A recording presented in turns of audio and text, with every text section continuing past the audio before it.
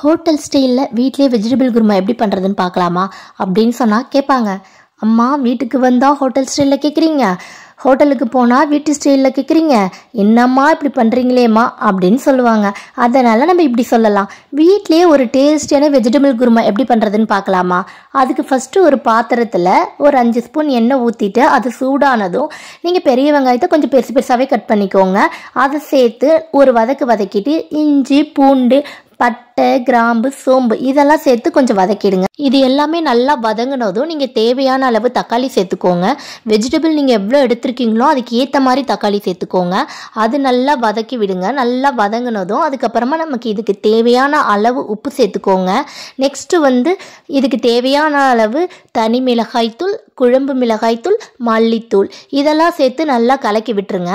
நல்லா கலக்கி விட்டுட்டு லைட்டாக மஞ்சத்தூளும் இதில் சேர்த்துக்கோங்க. நல்லா வதங்கி முடிஞ்சது இதை நம்ம மிக்ஸி ஜாரில் மாற்றி வச்சிடலாம். நெக்ஸ்ட்டு அதே பாத்திரத்தை வச்சுட்டு அதில் 3 ஸ்பூன் எண்ணெய் ஊற்றி எண்ணெய் சூடானதும் நீங்கள் வெங்காயத்தை குட்டி குட்டியாக கட் பண்ணி அதையும் சேர்த்து ஒரு 2 நிமிஷம் நல்லா வதக்கி விடுங்க. அது வதங்கினதும் வெஜிடபிள் சேர்த்துக்கலாம். வெஜிடபிள் நான் இன்றைக்கி என்ன எடுத்துருக்கேன்னா கேரட்டு, பீன்ஸு, உருளைக்கிழங்கு, உங்கள்கிட்ட காலிஃப்ளவர் இருந்தாலும் சேர்த்துக்கோங்க. அந்த க்ரீன் பீன்ஸ் அதாவது அந்த பட்டாணி இருந்தாலும் அதையும் சேர்த்து நல்லா ஒரு 10 நிமிஷம் வதக்கி விடுங்க. அது நல்லா வதங்கினதும் அதுக்கப்புறம் இதுக்கு தேவையான அளவு உப்பு அப்புறம் லைட்டாக மஞ்சத்தூள் சேர்த்து நல்லா கலக்கி விட்டுருங்க. நெக்ஸ்ட்டு இதுக்கு தேவையான அளவு தண்ணி ஊற்றிக்கோங்க. அதாவது நம்ம காய் வேகிற அளவுக்கு தண்ணி இருந்தால் போதும். அதையும் சேர்த்துட்டு மூடி போட்டு ஒரு 15 நிமிஷம் வேக விடுங்க. நமக்கு வெஜிடபிள்ஸ் எல்லாமே கண்டிப்பாக வெந்துடும். அப்பப்போ நீங்கள் ஓப்பன் பண்ணி தண்ணி கரெக்டாக இருக்கா இல்லையான்னு செக் பண்ணிக்கோங்க.